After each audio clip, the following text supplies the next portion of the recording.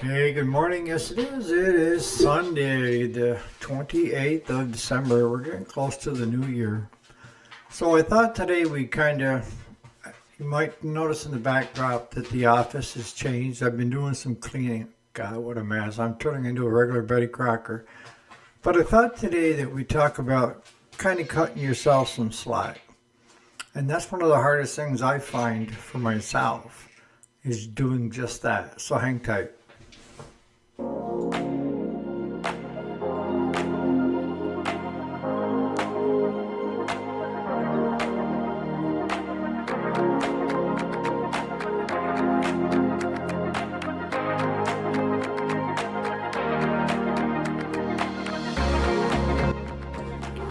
Alrighty, welcome back to the channel. My name is Eric, and this is the weekend. This is Sunday, the 28th of December of 2025. So what are we talking about today? Well, it's one of my biggest flaws is that I'm never content. And you don't ever want to be content anyways, right? Because you always want to be moving forward. So if you're here today and you're still trying, you're still doing your best, then you're still making progress and you're still going forward. It's when you stop doing it. But, as I said in the beginning, I'm one of the biggest critics of myself, of expecting more, faster, like the old me. And I have to kind of cut myself some slack and say, look, we've been through a lot this last year in a couple months. And things don't happen overnight. As much as we wish they would, they don't. So how do we get around that? Well, first off is to admit to yourself you're not perfect and that, what's the right word? You're good enough. See, that's the problem. Most people don't ever feel like they're good enough to other people, to what they're trying to accomplish. It's always, I'm not good enough. And that is a disabling two words, good enough, right?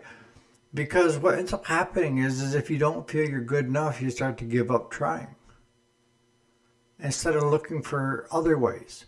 And what I find with most people is I cut people a lot of slack, all right? My expectations on other people are not very high. My kids, there's a certain expectation that they are good to other people, that they're good to their children, and they're good parents and good kids. Everything else is on the table. That's all I ask of them. And they've been doing phenomenal on all fronts.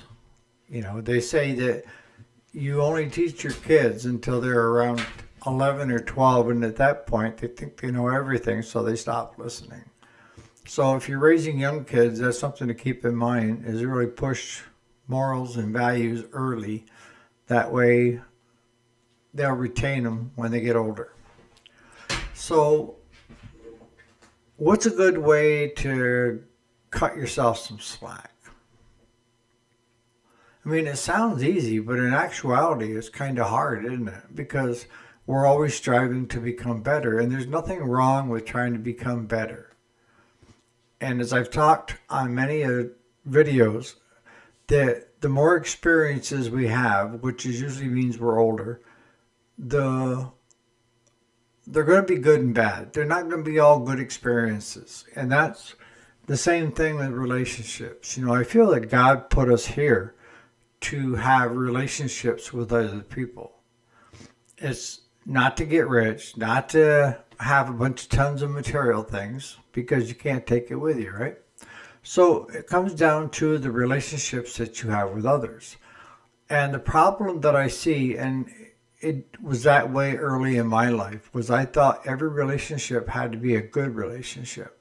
So my tendencies were to try to make that a good relationship, even if I took hits.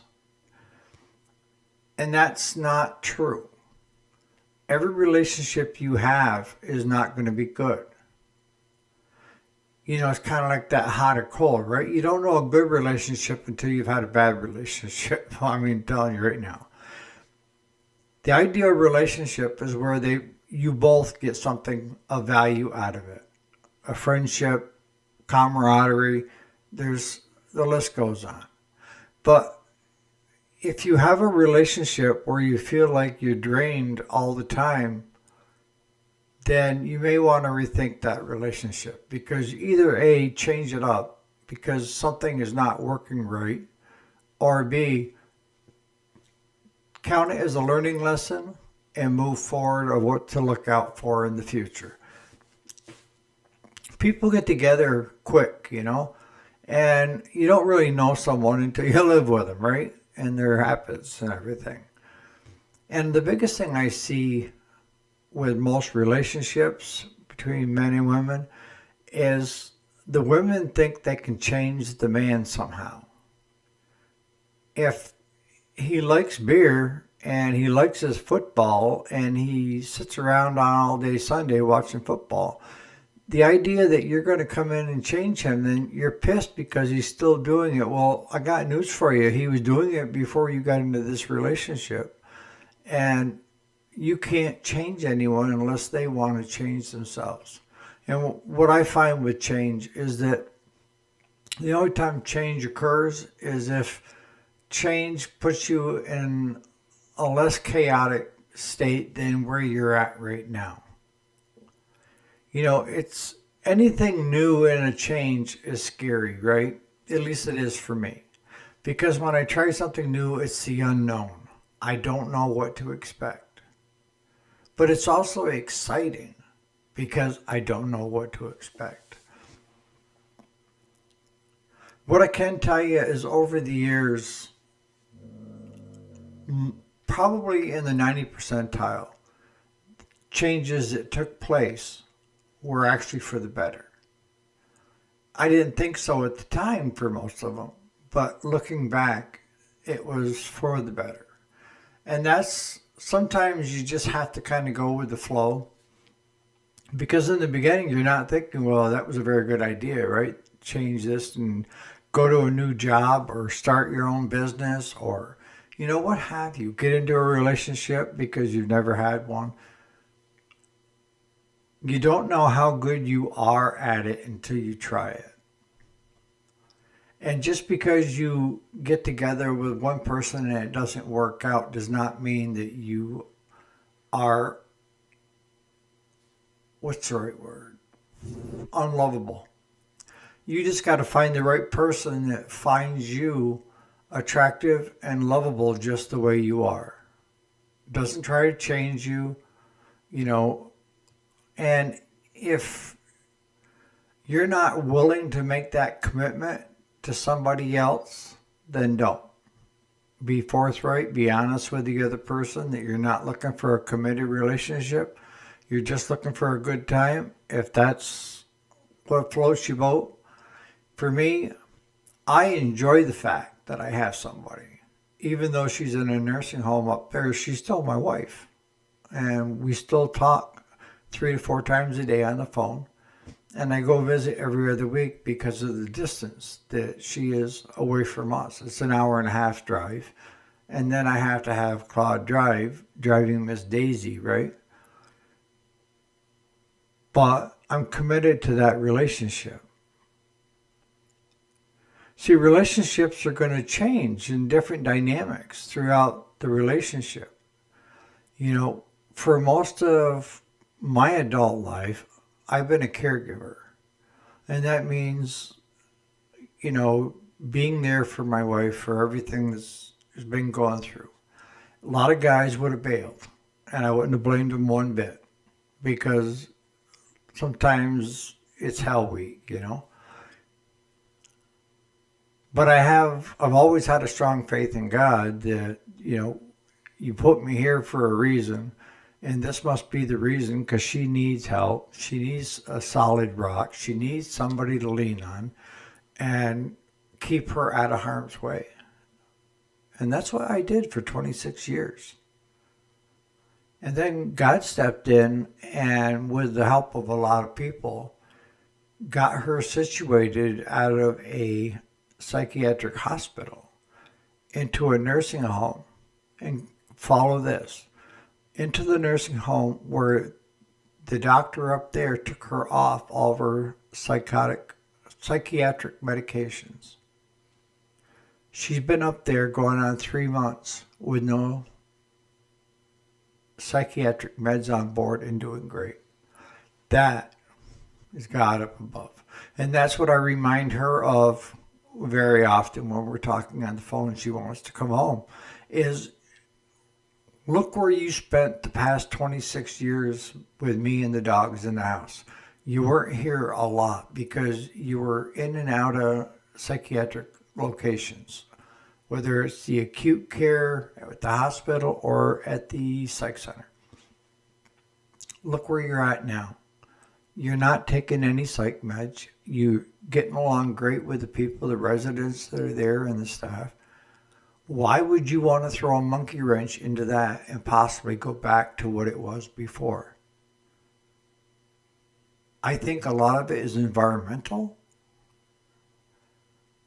But I think also she's got one hell of a doctor that, she was telling me because she's very with it now. She's telling, she calls me and reminds me to do stuff and where stuff is because I'm very forgetful now. But her doctor is spot on. I mean, he said, if you need something, we'll put something on board. But if you don't, and a lot of times what she was telling me is with age, when you get to a certain age, the voices and the hallucinations and all that stuff go away. So I pray to God every day for her that it continues the way it's going. But that was one of the hardest changes I had to take place was to take myself out of that caregiving role. I didn't know what to do with myself if she wasn't here.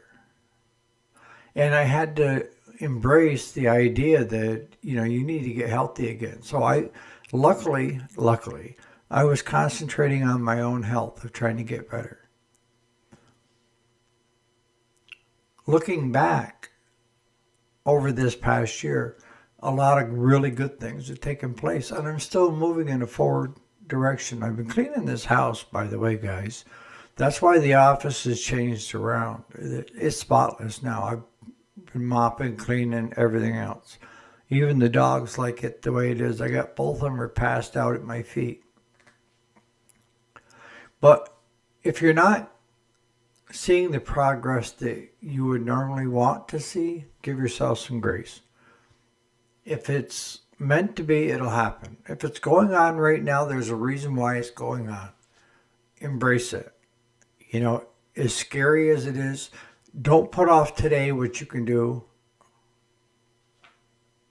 and don't put it off till tomorrow. One of the biggest things that I know with my life now is that I used to think long term, right? Of business sense and financial and everything else. And one of the things that this whole predicament has kind of brought forth in me is you need to live in the day, in the moment. The day in the moment. If there's something you want to do, do it. If you want to travel. Take a couple of weeks vacation and go. Is the budget a little tight? Yes, but still go. You're going to pay for it later, but you're going to have a great time. If there's certain things that you've been putting off, maybe you want to drop some weight, concentrate on how to drop the weight and focus on how to become healthier. That's the other thing. See, with me living in the moment now, I'm doing what I want, when I want, how I want, to a certain extent. I'm not infringing on other people. I'm not asking anything of other people. I got out of this house maybe just long enough to go down to the shop yesterday and do a video. Other than that, I've been cleaning room by room by room and getting all the pictures out and cleaning them up, the glass from dust and everything else, getting them hung on the wall so it looks like an actual person lives in this house instead of just sleeps in this house. So in the comments, what are the things, the changes that's gone on this past year that have caused you to kind of pause and be thankful for? You know, sometimes you need to do that. Sometimes you need to reach back and say, you know what? What over the past year have I accomplished? What over the past year are good things that took place? And focus on them just for today. Because you're really doing better than you think. I'm 100% sure you're doing better than you think. Because I know that I'm doing better than I think.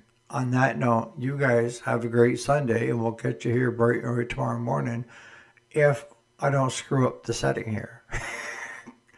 I had to delete the program that I do videos with and reinstall it because tearing everything down, cleaning and this and that, I screwed something up. Enjoy your Sunday.